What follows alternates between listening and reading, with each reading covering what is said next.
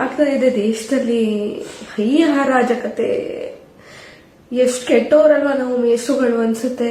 ತಪ್ಪು ಹೇಳ್ಕೊಡ್ತೀವಿ ಪಾಠನ ಸ್ಕೂಲಲ್ಲಿ. ಪ್ರಜಾಪ್ರಭುತ್ವ, ಕ್ವಶನ್ ಮಾಡ್ಬೋದು, ನಮ್ಗೆ ಬೇಕಾಗಿರೋ ಹಕ್ಕುಗಳನ್ನ ಪಡ್ಕೋಬಹುದು ಅಂತ. ನಿಜವಾಗ್ಲೂ ದೇಶ ಹಂಗ್ ನಡೀತಿದ್ಯಾ?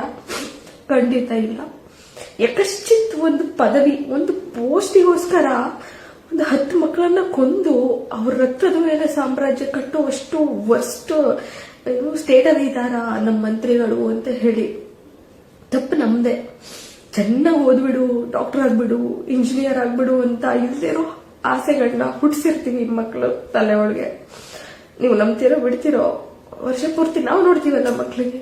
ಇದೊಂದು ವರ್ಷ ಟರ್ನಿಂಗ್ ಪಾಯಿಂಟ್. SLC ಚೆನ್ನಾಗಿ ಸ್ಕೋರ್ ಮಾಡ್ಬಿಡು, PUC ಚೆನ್ನಾಗಿ ಸ್ಕೋರ್ ಮಾಡ್ಬಿಡು ಅಂತ ಹೇಳಿ ಊಟ ತಿನ್ನಲ್ಲ, ನಿದ್ದೆ ಮಾಡಲ್ಲ, ಸರಿಯಾಗಿ ಆರೋಗ್ಯ ನೋಡ್ಕೊಳ್ಳಲ್ಲ. ಜಸ್ಟ್ ಬಿಕಾಸ್ ಚೆನ್ನಾಗಿ ಸ್ಕೋರ್ ಮಾಡ್ಬೇಕು, ನಾನು ಒಂದು ಒಳ್ಳೆ ಮೆಡಿಕಲ್ ಸೀಟೋ ಇಂಜಿನಿಯರಿಂಗ್ ಸೀಟೋ ತಗೋಬೇಕು ಅಂತ ಹೇಳಿ.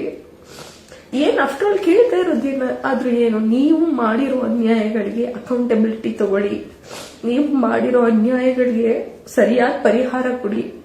ಎಷ್ಟು ಜನ ಸೂಸೈಡ್ ಮಾಡ್ಕೊಂಡು ಸತ್ರು ಮಕ್ಕಳು. ವರ್ಷ ಪೂರ್ತಿ ಪಾಠ ಮಾಡಿರ್ತೀವಲ್ಲ, ನಮಗ್ ಗೊತ್ತು ಪ್ರತಿಯೊಂದು ಜೀವದ ಬೆಲೆ ಏನು ಅಂತ ಹೇಳಿ, ಅವ್ರ ಕನಸುಗಳೇನು, ಅವ್ರ ಆಸೆಗಳೇನು, ಏನೇನು ಆಸೆ ಕಟ್ಕೊಂಡಿರ್ತವೆ, ಎಷ್ಟು ಕಷ್ಟಪಟ್ಟಿರ್ತವೆ ವರ್ಷ ಪೂರ್ತಿ ಅಂತ ಹೇಳಿ. ನಿಜವಾಗ್ಲೂ ಇದಕ್ಕೆ ಯಾರ್ಯಾರು ಅಕೌಂಟೇಬಲ್, ನಿಮ್ಗೆ ಹೊಟ್ಟೆ ತಣ್ಣಗಿರ್ಲಿ, ನಿಮ್ಗೆ ಒಳ್ಳೆ ಸಾವುಗಳಂತೂ ಬರಲ್ಲ.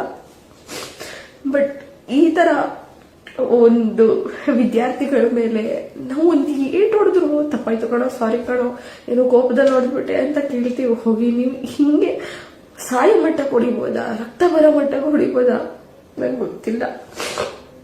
ಅದನ್ನ ನೋಡ್ತಾ ಇರೋ ತಂದೆ ತಾಯಿಗಳ ಶಾಪ ನಿಮ್ಮನ್ನು ಬಿಡುತ್ತಾ ಗೊತ್ತಿಲ್ಲ. This is not done, this is not my country. No, definitely.